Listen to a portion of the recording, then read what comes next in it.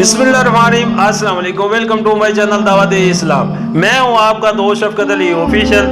उम्मीद करता हूं कि आप सब लोग ईमान के आला दर्जे पे होंगे। सूरत अल तौबा के आयत नंबर 8 का तर्जुमा, मगर उनके सिवा दूसरे मुशरिकीन के साथ कोई ऐद कैसे हो सकता है जबकि उनका हाल ये है कि तुम पर काबू पा जाएं, तो ना तुम्हारे मामले में किसी कुर्बत का लिहाज करे ना किसी मुआहदे की जिम्मेदारी का।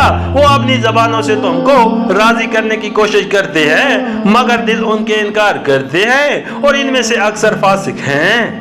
सूरतुल तौबा हाशिया नंबर 10, यानी बज़ाहिर तो वो सुलह की शर्तें तय करते हैं मगर दिल में बदअहदी का इरादा होता है। और सबूत तजर्बे से इस तरह मिलता है कि जब भी उन्होंने मुआहदा किया तोड़ने ही के लिए किया।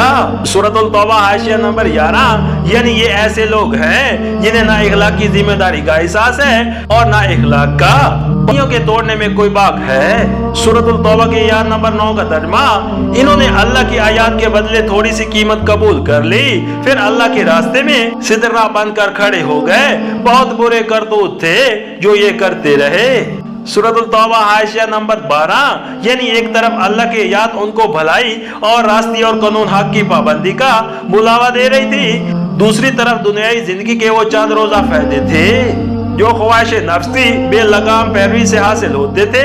इन लोगों ने इन दोनों चीजों का मुआवजा किया और फिर पहली को छोड़कर दूसरी चीज को अपने लिए चुन लिया।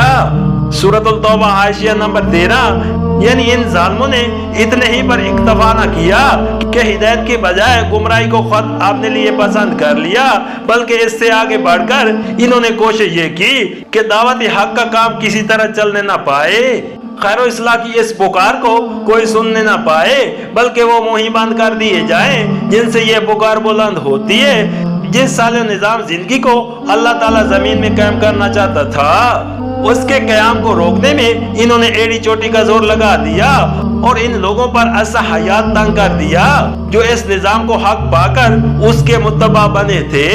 सूरतुल तौबा के आयत नंबर 10 का तर्जुमा, किसी मोमिन के मामले में ना ये कुर्बत का लिहाज करते हैं और ना किसी ऐद की जिम्मेदारी का, और ज्यादती हमेशा इन्हीं की तरफ से हुई है।